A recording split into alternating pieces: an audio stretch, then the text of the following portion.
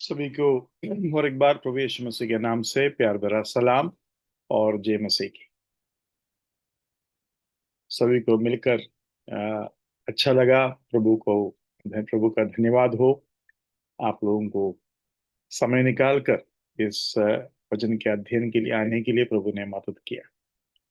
पिछले दिनों में हम प्रभु किस तरीके से इस डिस्पेंसेशन के लिए, इस युग के लिए परमेश्वर अपना तैयारी कर रहा था, उसके ऊपर थोड़ा सा हम ध्यान दे रहे थे।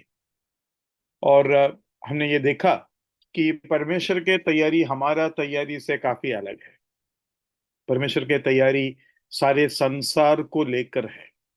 और कोई भी धर्म लो, कोई भी विश्वास लो, एक कोने में हुआ बातों को जो है वो बहुत बड़ा समझते हैं।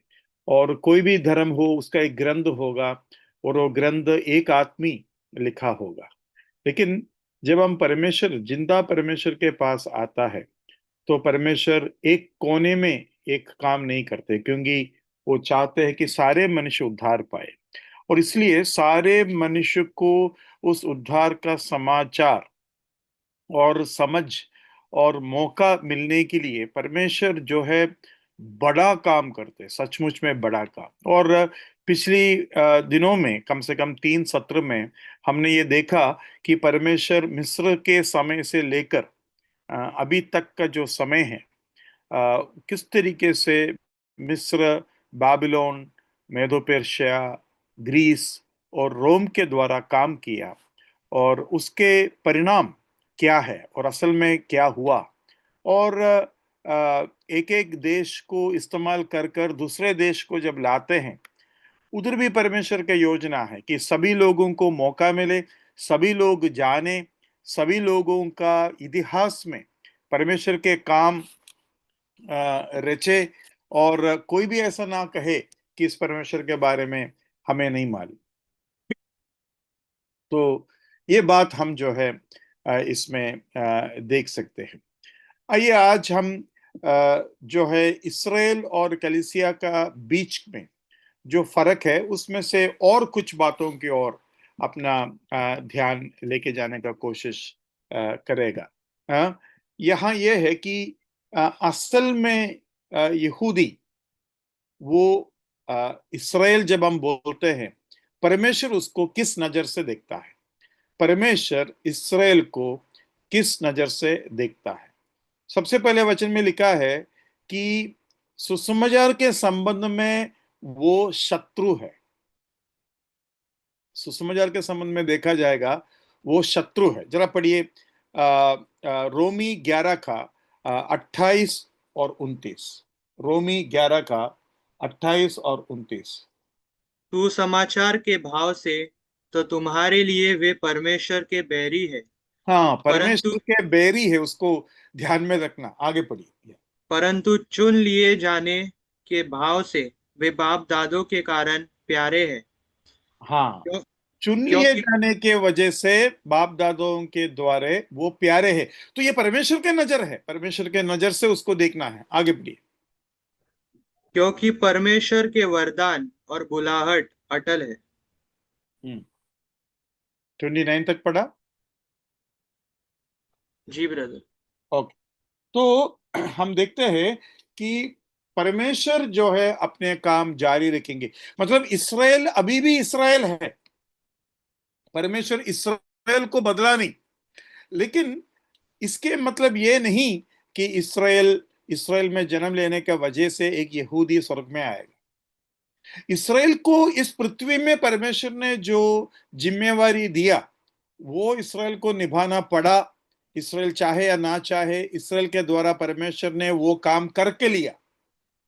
लेकिन इसराइल को अगर उद्धार चाहिए, उसके लिए इसराइल को प्रभु यीशु मसीह पर विश्वास करना ही पड़ेगा। अगर विश्वास नहीं करोगे तो सुसमाचार के संबंध में वो बैरी है। लेकिन वो प्यारा इसलिए है क्योंकि उसको परमेश्वर ने इस्तेमाल कर कर इस सुसमाचार को दुनिया में लाया। अभी देखो, मिस्र में भी इसराइल, बाबिलोन में भी इसराइल, मेदो पेर्शिया में भी इसराइल और रोमी में भी इसराइल। ये चीज आपने ध्यान दिया?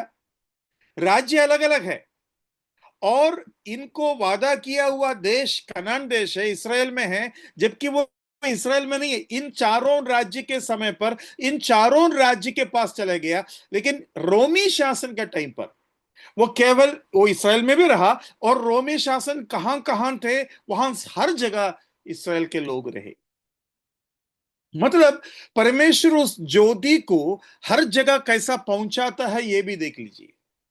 अभी मैं कहेगा तो आप किस हद तक समझेंगे मुझे नहीं मालूम। केरला का खासियत यह है, केरला में नौकरी बहुत कम है, और नौकरी कम होने का और भी कारण है, खास कर कम्युनिज्म एक कारण है। और क्या बोलते हैं, उधर के प्रकृति को, उधर के नेचर को बचा के रखना उधर के लोगों को बहुत ही वो अहमियत रखता है। इन सारे कारणों की वजह से फैक्ट्री इंडस्ट्रियल जॉब्स ये बहुत कम है उधर। तो परमेश्वर ने क्या किया, हर जगह इंडस्ट्री का, हर जगह नौकरी का बंदोबस्त किया, और इनको ज्यादा पढ़ने में, लिखने में और विश्वास में आने में परमेश्वर ने मदद की। और केरला के लोगों को इंडिया, गल्फ, अमेरिका, कनाडा हर जगह लेके गया, और जहां जहां केरला के लोग गए उधर सुसमाचार भी सुना दिया गया, और कलीसिया भी बना। अब देखना, जहां केरला के लोग नहीं पहुंचते हैं उधर सुसमाचार नहीं पहुंचते, या फिर क्या बोलते हैं, इन सच्चाइयों से वो वंचित रहता है, और उधर नौकरी का चांस भी कम रहेगा। मतलब जहां जहां नौकरी का चांस आया वहां केरला के लोग आकर बसे और सुसमाचार भी सुनाया। मतलब मैं ये नहीं बोल रहा हूं कि उसके अलावा नहीं हो सकता। उसके पहले कैसा था, उसके पहले ब्रिटेन के लोगों को सारे लोगों के ऊपर हमला करने के लिए दिया, और जो हमला कर रहा था वो विश्वासी नहीं था, लेकिन हमला करने वालों के पीछे पीछे ब्रिटेन के विश्वासी लोग आए और हर जगह सुसमाचार सुनाया। वो जो ब्रिटेन के लोग कर रहा था उसके ऊपर बिल्कुल उन्हें क्या बोलते इच्छा नहीं था, लेकिन उसके द्वारा वो हर जगह पहुंच पाए। रोमी शासन के टाइम पर भी ऐसा ही हुआ। इसराइल के लोग सारे जगहों पर है, रोमी का शासन जहां कहीं भी हो उधर इसराइल है, और जहां कहीं भी यहूदी हो उधर मसीही लोग सुसमाचार लेके गया। आपने ध्यान दिया होगा, पौलुस सबसे पहले कहां जाते हैं, कोई भी देश में जाए, कोई भी अन्य जाति देश में जाए, सबसे पहले कहां जाते हैं वो? आराधनालय में, सिनेगॉग में। हाँ, सिनेगोग में जाते हैं। वो आराधनालय बोल सकते हैं, लेकिन मंदिर नहीं है।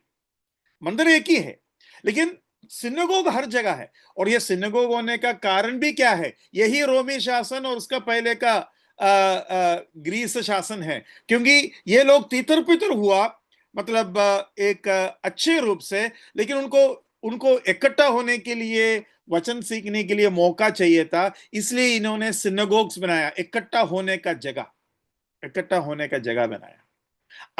असली बलिदान वो केवल मंदिर में आकर कर सकता है, इसलिए परमेश्वर ने बोला साल में 3 बार आओगे, हो जाएगा तेरा काम। तो 3 बार आने के पहले हम क्या करें, जहां भी तुम हो उधर परमेश्वर का ज्योति को चमकाओ, और इन सारे जगहों पर इसराइल के लोगों को पहुंचाया। उसके बाद विश्वासी यरूशलेम में बने, और विश्वासी जहां जहां यहूदी थे उधर पहले पहुंचा, उनको सुसमाचार दिया, और उसके बाद वो चारों तरफ अन्य जातियों की तरफ गया। देखो यीशु मसीह का वो तरीका देखो, पहला यरूशलेम, फिर शमरिया, और पूरा दुनिया में तुम सुसमाचार लेके जाओगे। तो ब्रिटेन के साथ जो किया, यहूदियों के साथ जो किया, वही केरल के साथ भी हुआ। मैं कोई केरल के लोग खास नहीं बोल रहा हूं, लेकिन मैं इस्तेमाल करने का तरीका बता रहा हूं, है ना। तो ये परमेश्वर का तरीका है कि एक झुंड को तैयार करो, और उस झुंड के द्वारा सारे जगह पर अपने इर्द गिर्द में सुसमाचार पहुंचाने का काम करवाओ। तो ये काम हम उधर देखते हैं। ठीक है, तो मैंने रोमी 11 का 28 और 29 आपका सामने रखा, लेकिन अविश्वासी इसराइल को परमेश्वर ने टुकराया नहीं। God has not cast off the unbelieving Israel. अविश्वासी इसराइल को परमेश्वर पूरे तरीके से फेंक नहीं दिया। उनके लिए परमेश्वर के अंदर एक योजना है। देखिए रोमी 9 का 4 और 5 क्या लिखा है? वे इजरायली हैं और ले पालकपन का अधिकार और महिमा और वाचाएं और व्यवस्था और उपासना और प्रतिज्ञाएं उन्हीं की है। पुरखे भी उन्हीं के हैं। या उन्हीं की है। मतलब ये लोग विरोधी है, लेकिन ये जो वादा है अभी भी उन्हीं की है। अभी रोमी जब पत्री लिख रहा था, लगभग एडी 60 हो गया था। एडी 60 हो गया। एडी 60 में मतलब ईसवी सदी क्या बोलते हैं 60 में पौलुस बोलता है अभी भी ये जो वादाएं दिया गया है वो वादाएं क्या बोलते हैं इसराइल का है। मतलब इसराइल का आइडेंटिटी गया नहीं। इसराइल अभी भी है, इसराइल अभी भी है कर मैं इसलिए बोल रहा हूं क्योंकि इसराइल और कलीसिया अलग अलग है। अगर इसराइल और कलीसिया एक है, या तो कलीसिया रहेंगे नहीं तो इसराइल रहेंगे। नहीं, ऐसा नहीं है। इसराइल अलग है, वो बैरी है, लेकिन जो वादाएं दिया है वो उनका ही है। और वो वादाएं क्या क्या है और एक बार हम देखेंगे। रोमी 9 का 4 और 5 और एक बार पढ़िए ब्रदर। वे इजरायली है और ले पालकपन का अधिकार और महिमा और वाचाएं और व्यवस्था और उपासना और प्रतिज्ञाएं उन्हीं की है। हाँ 5। पुरखे भी उन्हीं के हैं और मसीह भी शरीर के भाव से उन्हीं में से हुआ। सबके ऊपर परम परमेश्वर युगानुयुग धन्य हो, आमीन। देखो, ये वचन को ध्यान से सुन लेना, ये सारे चीजों का शक निकाल देता है। और मसीह भी शरीर के भाव से उन्हीं में से हुआ। शरीर के भाव से, आत्मा के भाव से नहीं। मतलब इसराइल का जो भी है वो आर्थिक, शारीरिक, भौतिक, संसारिक है। ये कहकर आप 1000 साल में प्रवेश नहीं कर सकता। आपको जो भी है इस मिट्टी में है, जो भी है इस संसार में है, वो सब मैं मान लिया आपका है भाई, इसराइली है। ऐसा लिखा है ना, वे इसराइली है। अरे ऐसा बोलने का क्या जरूरत है? वे इसराइली है, अरे इसराइली तो इसराइली ही रहेगा ना। नहीं, वो बोलना जरूरी है क्योंकि कलीसिया से अलग है। पौलुस इस बात को जानता था कि आने वाले दिनों में इसको एक करने के लिए बहुत सारे लोग कोशिश करेगा, लेकिन वो अलग है। भाई बहनों, शादी में भी ये समस्या है। शादी में मेरा बेटा होगा या मेरा बेटी होगा, एक बार शादी हो गया, मुझे ये बात समझना है कि वो अलग है। वो एक दूसरा परिवार है। उसका एक मुखिया है, उसका एक क्या बोलते हैं सिर है। और उसका शरीर उस लड़का का, उस पुरुष का, उस पति का पत्नी है। वो एक सेल है, वो एक नया यूनिट है, वो एक नया घर है, एक नया परिवार है। अभी सास और ससुर अगर इस बात को नहीं समझेंगे तब प्रॉब्लम होता है। तब प्रॉब्लम होता है। उनके निर्णयों के बीच में हमारे हाथ पांव नहीं करना है। मतलब पारिवारिक जीवन में भी ये अलग समझ जरूरी है। वचन क्या कहता है? वचन पुरुष को कहता है तुम अपने माता पिता को छोड़कर पत्नी के साथ चिपक जाएगा। और स्त्री को क्या कहता है? तुम तुम्हारा कुटुंब और परिवार को भूल कर अपने पति के साथ जुड़ जा। एक छोड़ना है, दूसरा भूलना है। छोड़ना है मतलब भूलना नहीं है। मतलब पति के घर को बनाना ही पत्नी का नया जिम्मेवारी है। मतलब भूलने का मतलब यह है अभी नया कुटुंब आया है, नया परिवार आया है, और इस तरीके से तुम्हें उस घर को बनाना है। लेया और राहेल ने इसराइल को बनाया कर बाइबल में लिखा है। लेया और राहेल ने, रूत 4 का 11 में हम ऐसा पढ़ते हैं, लेया और राहेल ने घर को बनाया। और रूत ने क्या की? रूत ने, अच्छा, रूत का पति का नाम क्या है? बहुत देर से आप लोग आराम से सुन रहे, थोड़ा तंग करता हूं मैं। क्या है? महलोन। अरे महलोन। Yes yes, महलोन। अभी महलोन मर गया, उसका पापा एलीमेलेक मर गया, ओर्पा चला गया, रूत वापस बेतलेहम में पहुंच गया नवोमी के साथ। अभी वो बोस के पास पहुंची, बोवस उसको छुड़ा नहीं पाया, बोला मैं नहीं छुड़ा सकता, मैं छुड़ाने के लिए तैयार हूं, लेकिन मेरे से ज्यादा योग्य और एक व्यक्ति है, मेरे से पहले और एक व्यक्ति है, वो अगर नहीं छुड़ाओगे तो मैं छुड़ाने के लिए तैयार हूं। ठीक है, उसके पास गए, उसको बुलाया, उसको बोला कि तुम क्या बोलते हैं, नवोमी के सारे जायदाद महलोन के, नवोमी के नहीं है, महलोन के सारे जायदाद, एलीमेलेक के सारे जायदाद लेने के लिए और उसे छुड़ाने के लिए तैयार है क्या? तो इसने बोला मैं तैयार हूं। तो बोला उसके साथ एक विधवा भी आई है, उसका नाम रूत है, रूत को भी लेना पड़ेगा। तब ये आदमी क्या कहा, क्या कहा? हाँ, मेरे वतन में बिगाड़ हो जाएगा। मेरे वतन में बिगाड़ हो जाएगा। उसका मतलब मैं ठीक से समझा नहीं। अच्छा, वो उसके साथ शादी करना था और हाँ, उसको हिस्सा देना था फिर बाद में, तो उसका जो ये है प्रॉपर्टी है उसमें बिगाड़ हो जाएगा, ऐसा ऐसा अच्छा कहा है अच्छा, उसने। नहीं वो एक्चुअली वो आदमी ऐसा नहीं कहा, उसने ये कहा मेरा नाम मिट जाएगा, मेरा नाम मिट जाएगा, और किसका नाम आएगा? ये शादी किस लिए करते हैं? प्रभु ने क्यों कहा एक आदमी अगर मर जाते हैं उसका भाई उसको शादी करे, और फिर क्या करने के लिए है? मरा हुआ उस पति का नाम को रखने के लिए है, तो मेरा नाम चला जाएगा ना। तो आप बताइए, रूत को जब बोवस ने शादी की, रूत किसका घर बना रहा था?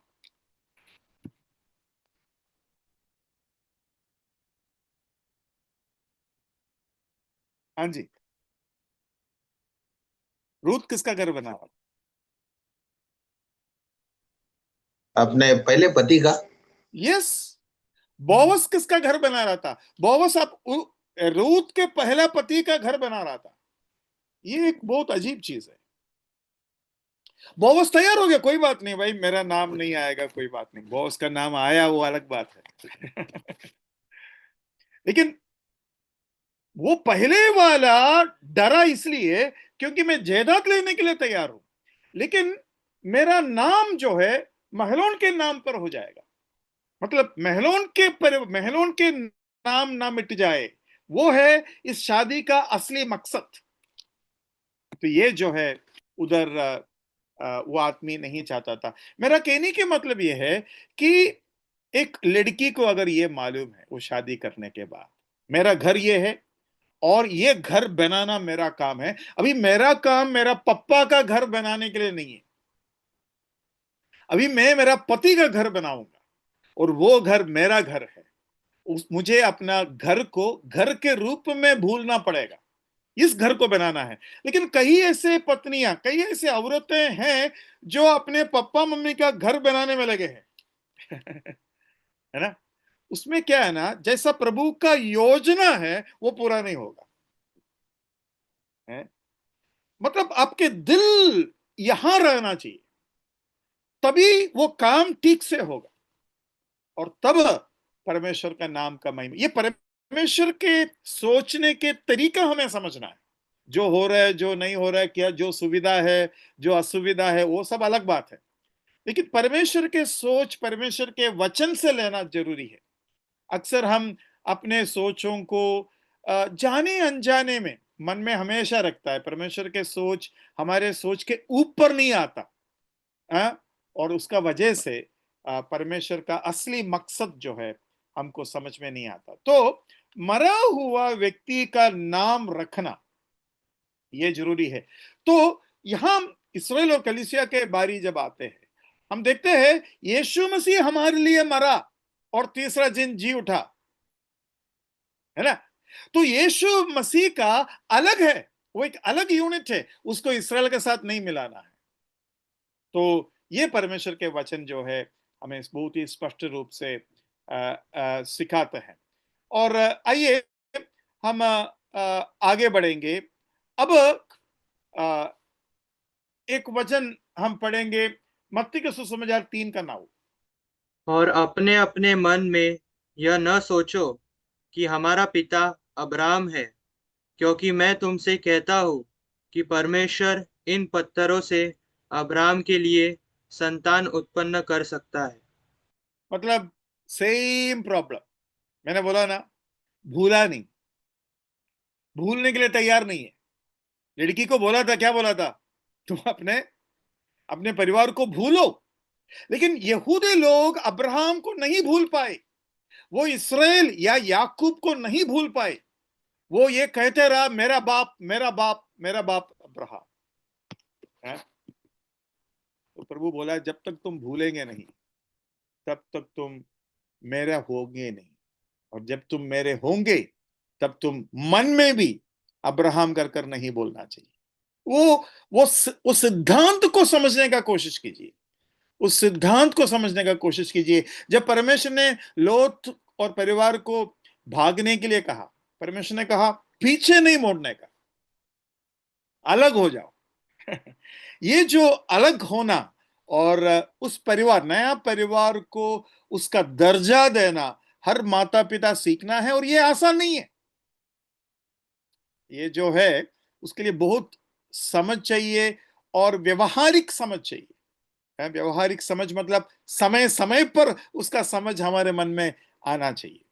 और उसके लिए एक सरल तरीका है, माता पिता से अलग होकर अगर पति पत्नी अपना पारिवारिक जीवन शुरू करेंगे, वो एक अच्छी बात है। लेकिन आर्थिक समस्या है, मैं समझता हूं। लेकिन आप प्रार्थना करोगे और प्रभु के वचन का पालन करने के लिए अगर आप इस बात को चाहते हैं, वो एक आशीष की बात। हाँ, मैं जानता हूं लोग झगड़ा कर कर अलग हो जाते हैं, वो नहीं बोल रहा हूं मैं। है ना, सास के साथ मेरा बनता नहीं है इसलिए मुझे अलग होना है, वो नहीं मैं बोल रहा हूं।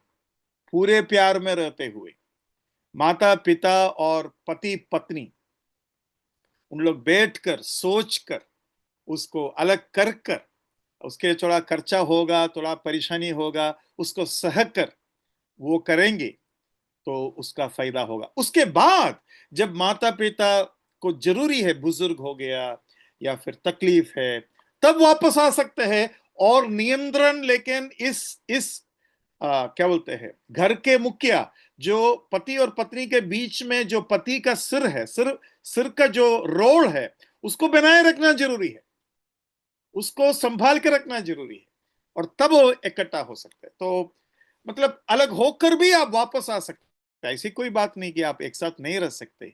लेकिन इस बात को संभालना बहुत जरूरी है। और ये जो तरीका है, ये परमेश्वर का तरीका है, और परमेश्वर का तरीका अगर ऐसा है तो मैं वो ही करूंगा, चाहे मुझे दूसरा पसंद है। दूसरा अभी सुविधा है, अभी हम बहुत प्यार में हैं इसलिए हम एक साथ रहेंगे, और परमेश्वर के वचन अभी यहाँ लागू नहीं होता, ऐसा नहीं होना चाहिए। प्यार से अभी शायद औरंगाबाद से एक भाई मुझे फोन कर रहा था, ब्रदर मैं उधर जो है रिवाइवल के बारे में थोड़ा सिखाया। रिवाइवल मतलब क्या बोलते हैं उसको, रिवाइवल, संजीवन। हाँ, संजीवन, संजीवन के बारे में सिखाया। तो एक भाई ने बोला, ब्रदर वो जो 3 दिन हम थे उधर, वो बहुत रिवाइवल था, बहुत संजीवन था उस समय, लेकिन घर में जो वो नहीं मिलता। तो उसके बाद घर में क्यों नहीं मिलता?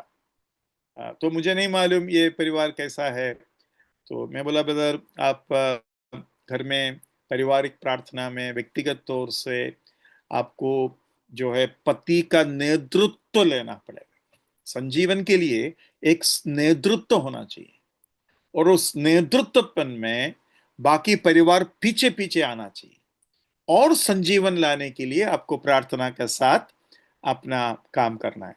तो उन्होंने बोला, ब्रदर मेरे घर में बहुत लोग हैं, पापा है, मम्मी है, भाई है, उनके बच्चे हैं, और घर पूरे बच्चे हैं, 6-7 बच्चे हैं। और पापा मम्मी की तरफ से झगड़ा होगा, पति पत्नी की तरफ से झगड़ा होगा, बच्चों की तरफ से भी झगड़ा होगा, और इसमें कोई कब आया, कोई कब कहा गया, और पारिवारिक प्रार्थना कितना मुश्किल हो जाता। तो मैंने बोला, ब्रदर अगर आप प्यार से संजीवन को मन में रखते हुए अगर आप एक निर्णय लेना चाहते हो तो फिर प्रभु आपका मदद करेगा। लेकिन आपको झगड़ा वगड़ा कर कर अगर अलग होना है तो प्रभु आपका साथ नहीं रहेंगे। तो उन्होंने बोला नहीं ब्रदर, मैं चाहता हूं कि मेरे घर में ऐसा हो। तो आपको नेतृत्व लेना पड़ेगा। देखो, भाइयों को, खास कर भाइयों को एक सीक्रेट में बताता हूँ जो मैं इन दिनों में ध्यान में प्रभु ने मेरा लाया, और मेरे खुद के जीवन में भी उसको और अधिक लागू करने का जरूरत मैं समझ रहा हूँ। देखो, साइकोलॉजी, ये मैं साइकोलॉजी विज्ञान की बात बता रहा हूँ। एक औरत अगर शांत होना है, एक औरत अगर शांत होना है, उसका दिमाग जो है एक तरीके से सोचने का मौका ही नहीं देने का। सोचने का काम सिर का होता है, और परिवार का सिर पति है। अभी सोचने का मौका क्यों नहीं मिलेगा? अरे, जब आप घर पे आए तो टीवी के सामने बैठे हैं, और घर के कोई भी बात के ऊपर आपका ध्यान नहीं पहुंचता। आप घर पे आते हो, मोबाइल के सामने बैठे हैं। आप घर पे आते हो, सोते रहते हैं 8 बजे 10 बजे तक। तब तो पत्नी का दिमाग सोचने लगेगा ना।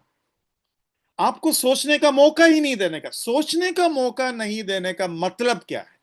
सोचने का मौका नहीं देने का मतलब आपको नेतृत्व लेना है, आपको लीड करना है। दिमाग लीडिंग करता है। दिमाग आपका चलना चाहिए, पत्नी का नहीं चलना चाहिए। इसके मतलब ऐसा नहीं है कि पत्नी को दिमाग नहीं है, पत्नी का कोई आजादी नहीं है, वो नहीं बोल रहा हूं। आप अपना पूरा भूमिका नहीं निभाने का वजह से पत्नी जो भी करती है करती है। और आप अपना पूरा भूमिका मतलब केवल ये नहीं कि आपने पैसा लाया तो आपका काम खत्म हो गया। बच्चे का पढ़ाई, घर के सामान, गैस खत्म हो गया तो तुरंत उसका कार्रवाई करना, और पारिवारिक प्रार्थना के ऊपर बच्चे कब सोते हैं, कब उठते हैं, कहाँ जाते हैं, क्या करते हैं, है ना, पत्नी क्या करते हैं, हर चीज के ऊपर नेतृत्व आना चाहिए। जब आप पूरे तरीके से जिम्मेवारी उठा लेगा, पत्नी आराम से आपके छाती पर अपना सिर रख देंगे। अभी क्या करना है? कुछ करना ही नहीं है। मेरा पति सब कुछ करते हैं, मुझे बस उनका कहना सुन सुनकर आगे बढ़ना है। मेरा दिमाग के ऊपर लोड ही नहीं है। आजकल पति आधा नींद में है। आधा नींद मतलब क्या है? उसको पता ही नहीं क्या हो रहा है। और उसका नींद का एक कारण संसार का मनोरंजन। घंटों मोबाइल के सामने बैठोगे, आपको यह भी नहीं पता चलेगा कि आपके खाट के सामने क्या हो रहा है।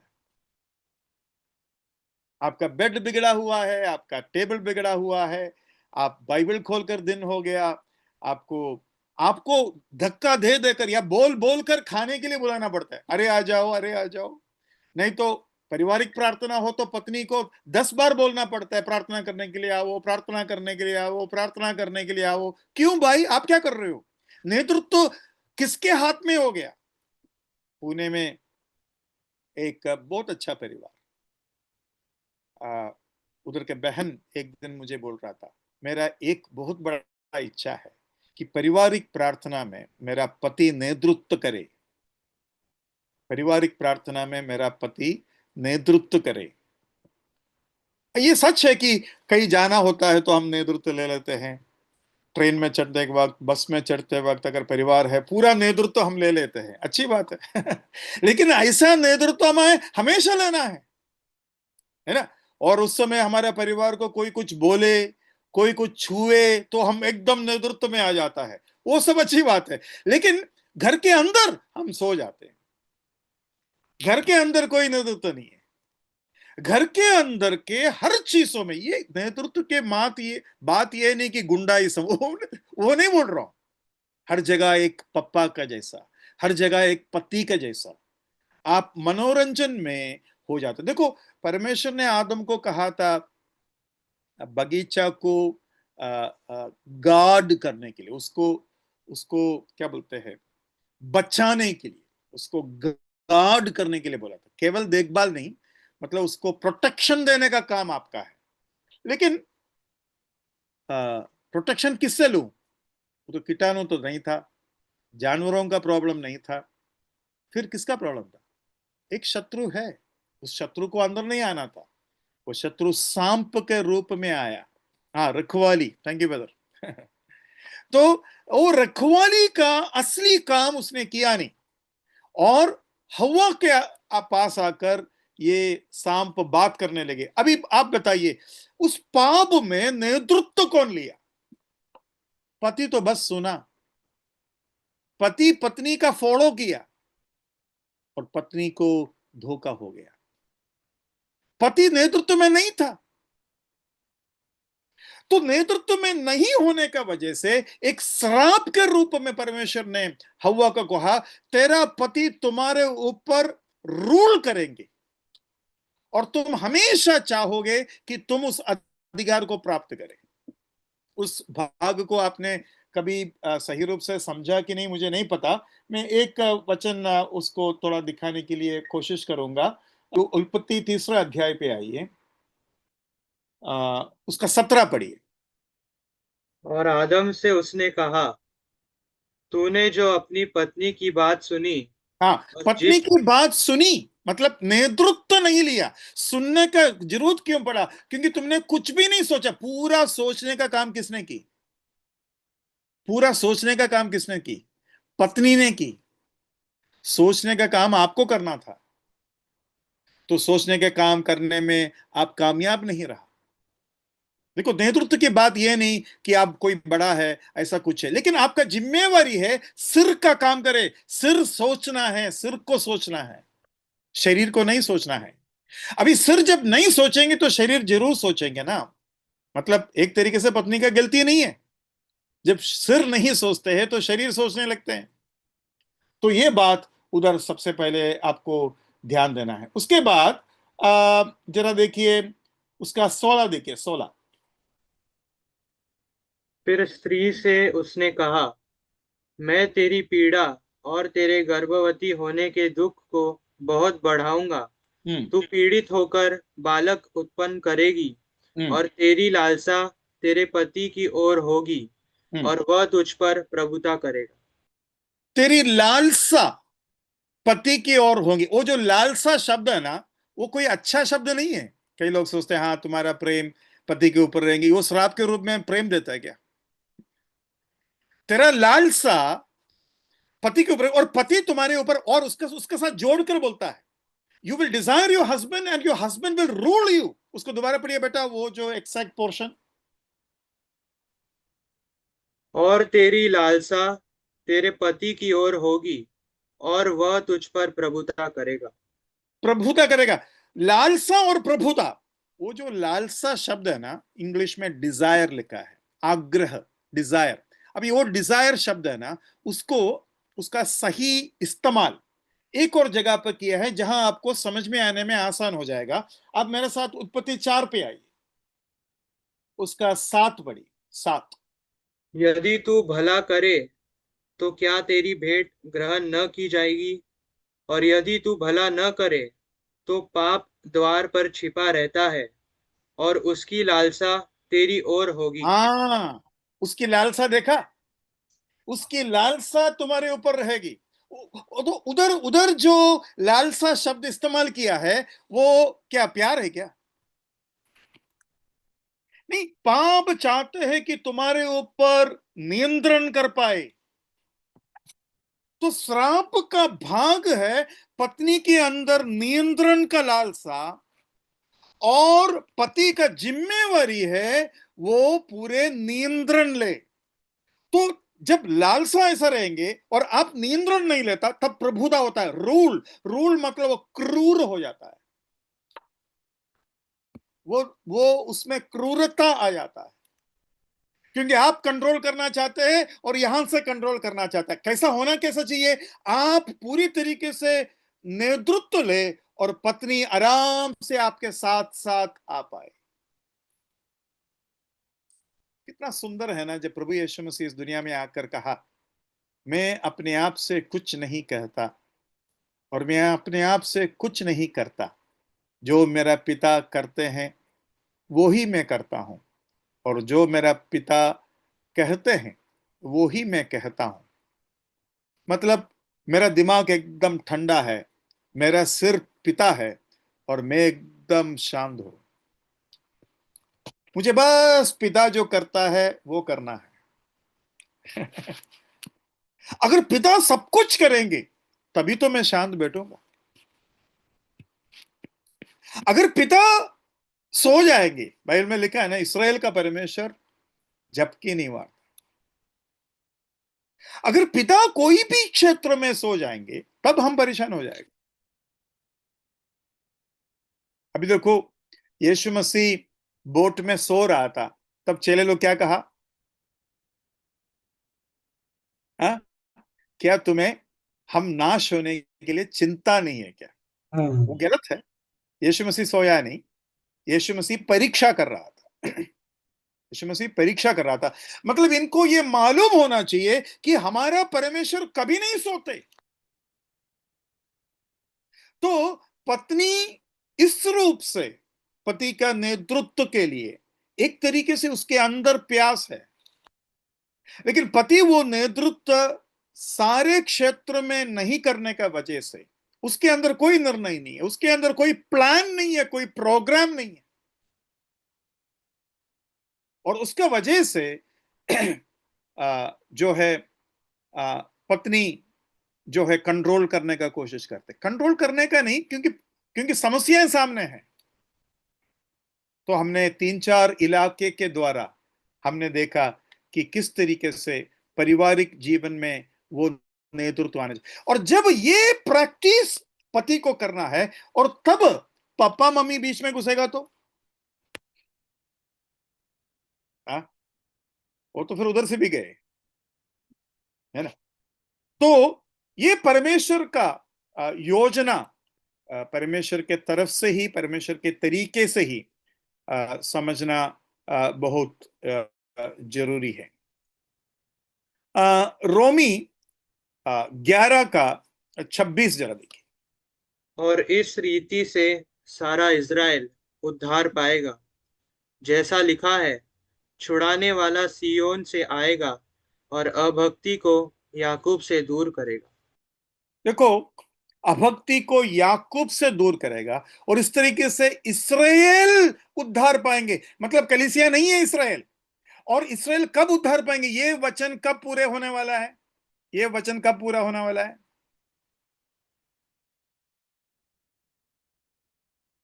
ये 1000 साल के राज के जस्ट पहले पूरा होने वाला।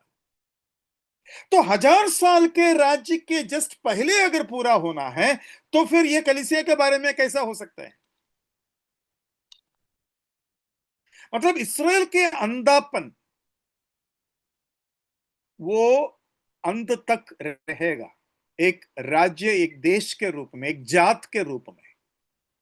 इस्राएल में से, यहूदी में से हजारों लोग उद्धार पाए, वो अलग बात है, लेकिन एक देश के रूप में, एक राज के रूप में जो है इस्राएल अभी भी जो है परमेश्वर से दूर है। तो ये बात इसको अच्छे से हमें समझाते हैं। और जब इस्राएल मसीहा को देखकर विश्वास करेगा कि यही वो मसीहा है जिसको हमने क्रूस पर चढ़ाया था, तब सारे इस्राएल विश्वासी इस्राएल बनेगा। और जब विश्वासी इस्राएल बनेगा, सारे इस्राएल देश मिलीनियम में प्रवेश करेंगे। मिलीनियम में इस्राएल में जन्म लेने से नहीं, लेकिन मिलीनियम के पहले इस्राएल के देशवासी यीशु मसीह को पहचानेंगे, यीशु मसीह को स्वीकार करेगा, विश्वास करेगा, वो छाती को मार मार कर प्रभु को स्वीकार करेगा। इस तरीके से वो प्रभु के पास जो है एक देश के रूप में स्वीकार होगा। एक और वचन हम पढ़ेंगे। ये बात एरिक सौर बोलकर एक प्रभु का दास ने अच्छी तरीके से बताने का कोशिश किया। उस बात को समझने के लिए हमें गलाती 3:9 पढ़ना होगा। गलाती 3:9। इसलिए जो विश्वास करने वाले हैं वे विश्वासी अब्राहम के साथ आशीष पाते हैं। विश्वास के साथ अब्राहम के साथ आशीष पाते हैं। मतलब अब्राहम का पीछे पीछे नहीं, अब्राहम के द्वारा नहीं, अब्राहम के साथ आशीष पाएंगे। मतलब अब्राहम ने विश्वास की, तुम भी विश्वास करो। अब्राहम ने विश्वास की इसलिए तुम्हारा भी उद्धार हो गया, ऐसा नहीं है। अब्राहम ने विश्वास की, अब्राहम उद्धार पाया, तुम भी विश्वास करो, तुम भी उद्धार पाया। लेकिन इसराइल ऐसा नहीं है। इसराइल में तुम जन्म लिया, तुम्हारा पापा मम्मी इसराइली है, तुम भी इसराइली है, तुम भी यहूदी है। कुछ 8 चीजें, एक्चुअली कुछ 24 चीजें इस तरीके से हम बोल सकते हैं, लेकिन उसमें से 8 चीजों को मैं आपका सामने रखने का कोशिश करूंगा।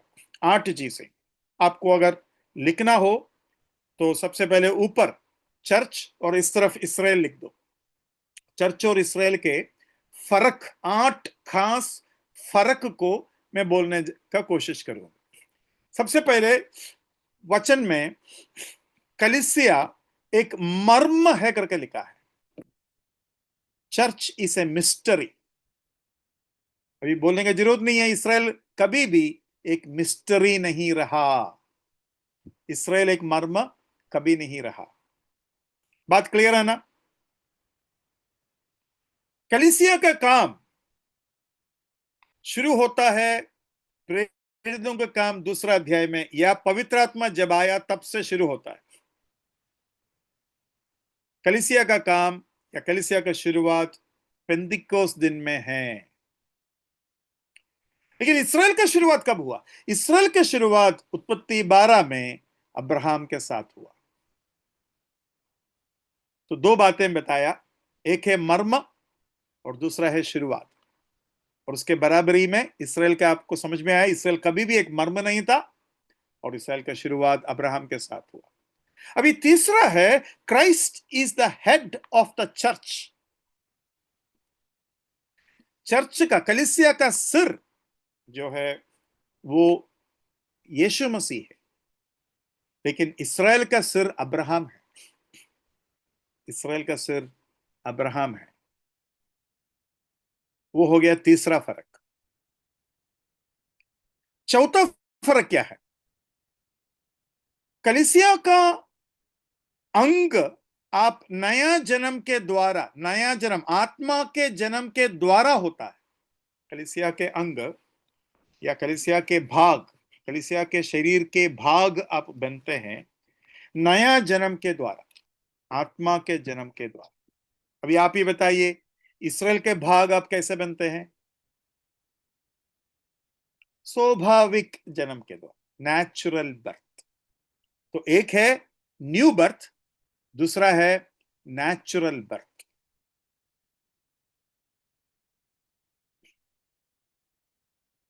पांचवा फर्क यह है, कलीसिया को याचक का पद है, लेकिन सारे विश्वासी याचक है।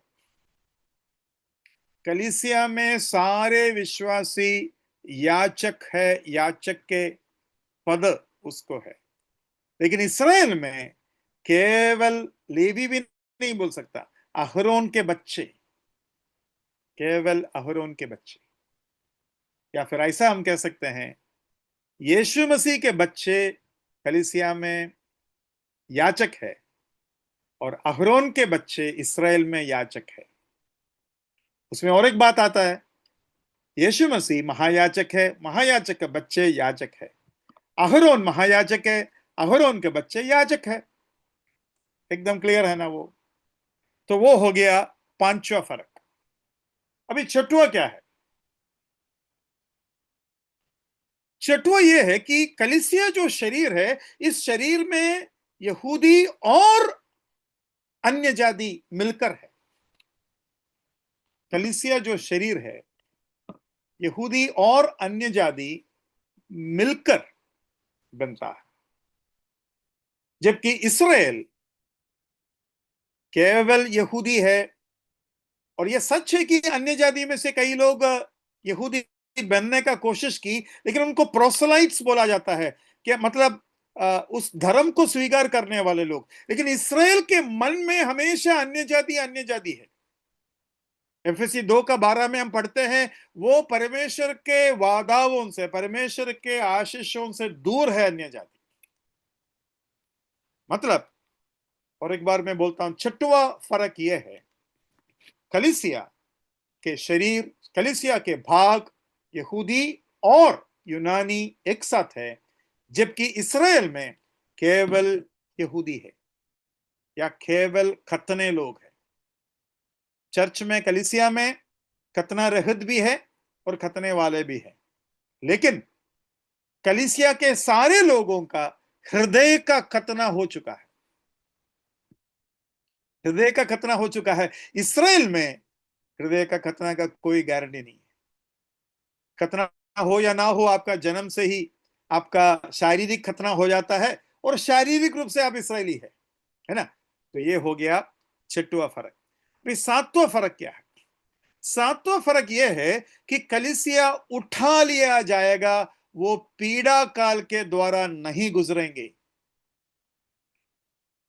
The church will be raptured and will not go through tribulation.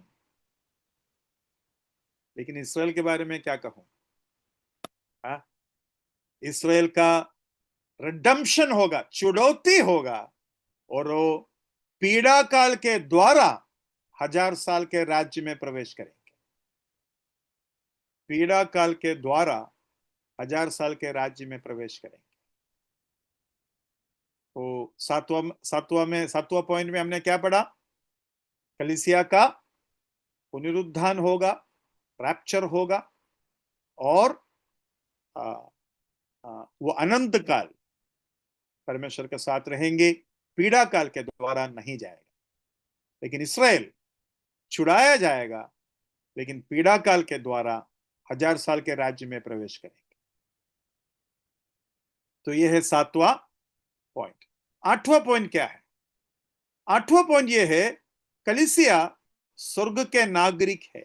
Philippi 3:20 में हम ऐसा पढ़ते हैं, for our citizenship is in heaven. कलीसिया स्वर्ग का नागरिक है, लेकिन इसराइल का नागरिकता सांसारिक है, पृथ्वी में है। इसराइल का नागरिकता पृथ्वी में है, अर्थली पृथ्वी में है। तो इस तरीके से 8 चीजें आपका सामने रखा गया, और ये डिस्पेंसेशन के वजह से ये समझ हमें मिलता है। मतलब परमेश्वर हर युग में वितरण करने का उनका व्यवस्था को जब हम समझते हैं, तब ही यह फर्क हमको स्वीकार योग्य होता है। ये जो 8 पॉइंट है, उसमें से कुछ अगर दोबारा कहना हो या फिर कुछ छूट गया हो, कोई अगर दोबारा सुनना चाहते हो, कुछ पूछना हो, आप पूछ सकते हैं। भाई एक बात है, Yes, जो आठवां मुद्दा है, उसमें कलीसिया में जो लोग हैं वो स्वर्गीय नागरिक है, और इज़राइल को संसारिक, मतलब संसार में जो इज़राइल है उनका नागरिकत्व है। हाँ। लेकिन वो जो लोग वो स्वर्ग में होंगे, स्वर्ग में प्रवेश करेंगे, वो भी स्वर्ग का नागरिकता पाएंगे। हाँ, वो भी स्वर्ग की नागरिकता पाएंगे, लेकिन इसराइल के जो शीर्षक में नहीं। देखो, विश्वासी के लिए जो प्रवेश है, इसराइल होने का वजह से नहीं है। इसराइल को मौका पहले मिलेगा, अरे आप इसराइली है, आ जाओ, तुमको भी नागरिक बनाएंगे, वो नहीं है ना। इसराइल को एक नागरिकता है, वो पृथ्वी में है, लेकिन उसके बाद अगर आपको नागरिकता चाहिए, वो विश्वास के द्वारा आत्मा में है। देखो, इश्माइल अब्राहम का बेटा है, इसहाक भी अब्राहम का बेटा है, लेकिन इसहाक आत्मा के द्वारा पैदा हुआ।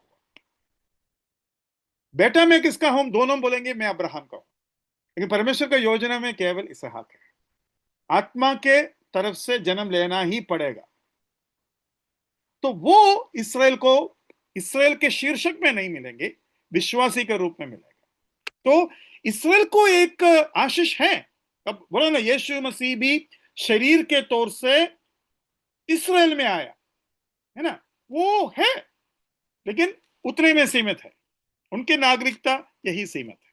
तो वो हमको अलग समझना पड़ेगा। कहने के मतलब वो, अभी मेरा बेटा मेरे अधीन था, मैं उसका सिर था, लेकिन जब वो शादी किया वो एक सिर बन गया, तो दो सिर एक साथ नहीं चल सकते, वो मुझे समझना पड़ेगा।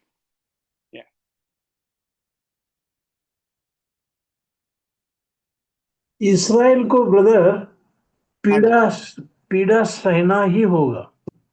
हाँ जी, क्योंकि इसराइल एक देश के रूप में यीशु मसीह को स्वीकार नहीं किया और यीशु मसीह को पीड़ा दिया, तो उस पीड़ा का बदला होगा। हाँ, बदले की बात आ गई। हाँ, वो तो है। परमेश्वर ने कहा ना, बदला मैं लूंगा। थैंक यू और ब्रदर। उन्होंने मसीह को टुकराया तो मसीह विरोधी को देंगे और उसको चकने का मौका देगा। मतलब तुमने मुझे टुकराया, अभी दूसरा चक के देखो। तुमने किसको, उन्होंने बोला ना, कैसर हमारा राजा है, हमें और कोई राजा नहीं है, कैसर हमारा राजा है। तो रोमी शासन ही मसीह विरोधी के टाइम पर आने वाला है दोबारा, तो कैसर का ही चकेगा वो। कैसर को चकने के बाद वो बोलेंगे वो मसीह ठीक था। है ना, ठीक नहीं बराबर। है, अति उत्तम था। हाँ बराबर। तो वो आएंगे। Thank you brother. सारे भाइयों को मैं ये विनती करूंगा कि आप आज से प्रार्थना करें कि परिवार में असली नेतृत्व, आवाज उठाकर चिल्लाने का नेतृत्व नहीं, बच्चों को मारने का नेतृत्व नहीं, असली नेतृत्व, है ना, प्रार्थना करें। क्योंकि ये एक छोटी काम नहीं है, ना छोटी बात है ना छोटी काम। आपको जागना पड़ेगा हर क्षेत्र में। आपको एकदम क्या बोलते हैं, एकदम जगा हुआ आदमी होना चाहिए, आंख खुलना चाहिए हर चीज में। आपके परिवार आपकी ओर देखना पड़ेगा और आपके पास एक उत्तर है, क्या करना है और क्या नहीं करना है ना। और तब परिवार शांत हो जाएंगे। मेरा पप्पा मेरा सिर है, मेरा पति मेरा सिर है, मुझे जो भी जानने का इच्छा है मैं उनसे पूछूं, चाहे वो आत्मिक हो या सांसारिक हो। और तब आपका पत्नी फिर आपको तंग नहीं करेगी। है ना, है? नहीं तो हवा का श्राप उनके ऊपर है, क्या है, तुम्हारा लालसा। और फिर अ, आदम का श्राप हमारे ऊपर भी आएगा, तुम्हारा प्रभुता। लेकिन परमेश्वर का योजना यह है, तुम्हारा नेतृत्व, तुम्हारा नेतृत्व। तो वो सभी को आशीष दे, प्रभु का नाम के में।